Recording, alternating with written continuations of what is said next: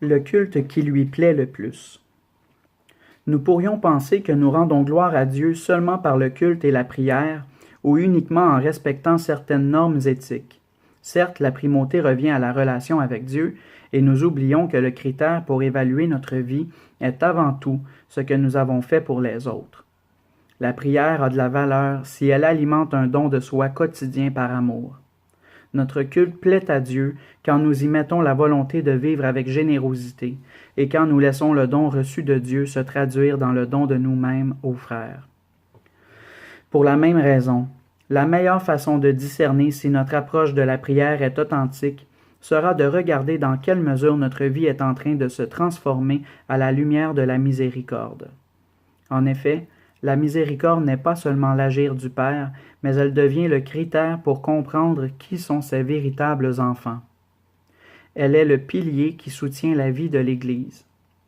Je voudrais souligner une fois de plus que si la miséricorde n'exclut pas la justice et la vérité, avant tout nous devons dire que la miséricorde est la plénitude de la justice et la manifestation la plus lumineuse de la vérité de Dieu.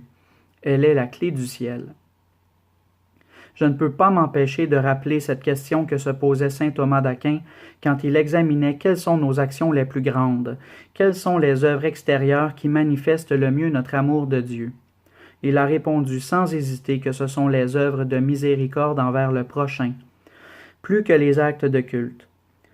Les sacrifices et les offrandes qui font partie du culte divin ne sont pas pour Dieu lui-même, mais pour nous et nos proches. Lui-même n'en a nul besoin, et s'il les veut, c'est pour exercer notre dévotion et pour aider le prochain. C'est pourquoi la miséricorde qui subvient aux besoins des autres lui agrée davantage, étant plus immédiatement utile au prochain. Celui qui veut vraiment rendre gloire à Dieu par sa vie, celui qui désire réellement se sanctifier pour que son existence glorifie le Saint, est appelé à se consacrer, à s'employer et à s'évertuer à essayer de vivre les œuvres de miséricorde. C'est ce qu'a parfaitement compris sainte Thérèse de Calcutta. Oui, j'ai beaucoup de faiblesses humaines, beaucoup de misère humaine. Mais il s'abaisse et il se sert de nous, de vous et de moi, pour que nous soyons son amour et sa compassion dans le monde, malgré nos péchés, malgré nos misères et nos défauts. Il dépend de nous pour aimer le monde et lui prouver à quel point il l'aime. Si nous nous occupons trop de nous-mêmes, nous n'aurons plus de temps pour les autres. Le consumérisme hédoniste peut nous jouer un mauvais tour, parce qu'avec l'obsession de passer du bon temps, nous finissons par être excessivement axés sur nous-mêmes, sur nos droits et sur la hantise d'avoir du temps libre pour en jouir.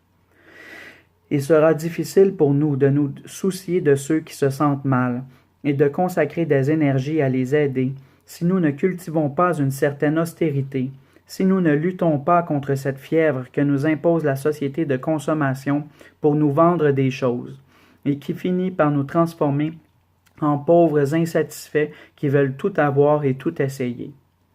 La consommation de l'information superficielle et les formes de communication rapides et virtuelles peuvent également être un facteur d'abrutissement qui nous enlève tout notre temps et nous éloigne de la chair souffrante de nos frères.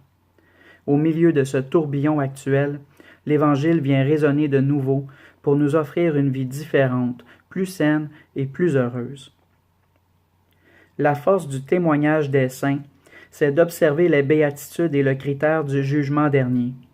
Ce sont peu de paroles, simples mais pratiques et valables pour tout le monde, parce que le christianisme est principalement fait pour être pratiqué, et s'il est objet de réflexion, ceci n'est valable que quand il nous aide à incarner l'Évangile dans la vie quotidienne.